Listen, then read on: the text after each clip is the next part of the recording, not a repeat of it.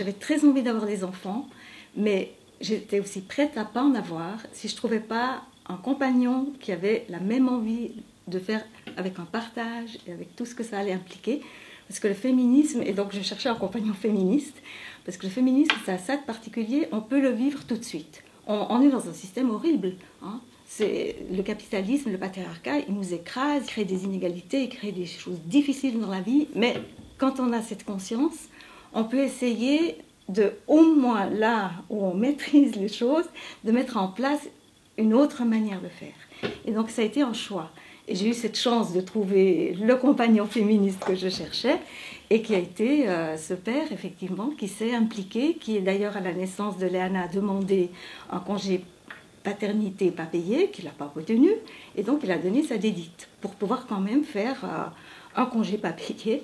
Après, il a eu un moment de chômage, mais nous, on était prêts à faire un petit peu des sacrifices du point de vue argent pour avoir une autre manière de vivre. Et on n'a jamais regretté.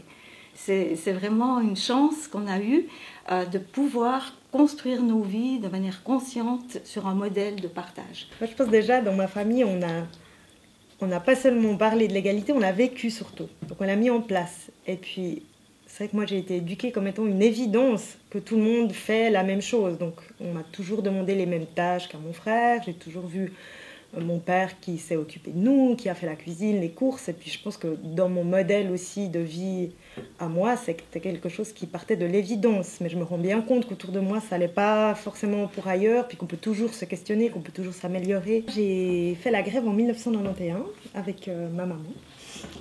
Et puis je ferai la grève cette année avec ma maman et mes 2 filles. Et je fais la grève parce qu'il y a encore énormément d'inégalités qui persistent. Et puis parce que j'ai pu constater qu'effectivement, faire la grève en 1991 avait eu des grands changements, un grand impact, et que faire la grève, ça vaut vraiment la peine. Après la grève de 1991, on a eu la loi sur l'égalité en 1996, mais on a surtout eu le droit à l'avortement qui date que de 2002 et le droit au congé maternité qui date que de 2005. Ça veut dire que quand moi j'ai eu ma première fille, j'ai presque pas eu de congé maternité. Ça faisait que 4 ans que c'était en place. Et quand j'y repense, ça me paraît quelque chose de complètement ahistorique, impossible, de me dire j'ai presque pas eu le congé maternité. Et du coup, j'aimerais que toutes les inégalités qui persistent encore, je n'ai plus à les vivre, ni moi, ni mes filles, ni toutes les autres femmes qui le vivent encore. C'est vraiment le moment de redire qu'on ne peut pas être satisfaite, que ça traîne comme ça et que nos droits ne sont pas respectés. C'est une loi et elle est bafouée. Donc, il y a de quoi rester en colère et rester aussi actif pour que vraiment on fasse un pas de plus vers une vraie égalité. On n'a même pas de congé parental. On a vraiment la Suisse, alors que c'est un des pays les plus riches du monde, on a au niveau social et au niveau des droits des femmes, on est vraiment arriéré. On fait partie du tiers-monde, du quart-monde. Et donc ça, on veut que ça change. Et je pense que l'élan qui est donné, le fait qu'il y a tellement de femmes qui sont mobilisées de toutes les générations, des plus jeunes aux plus vieilles comme moi, eh bien on est là pour dire, cette fois on ne lâchera pas. Et le 14 juin, c'est un moment. Et puis on va continuer ensemble pour vraiment obtenir ce qui est un droit, hein, et le faire respecter. Parce que ça, on le voit quand les femmes ne sont pas là pour revendiquer, eh ben on leur reprend le peu qu'elles ont. Qui n'avance pas recule. C'est assez joli parce que tu penses au congé parental, puis moi je pense à l'âge de la retraite, donc voilà, chacune a des préoccupations pour l'autre. Ça c'est aussi un questionnement, clairement, c'est l'âge de la retraite des femmes qui tend toujours à s'élever.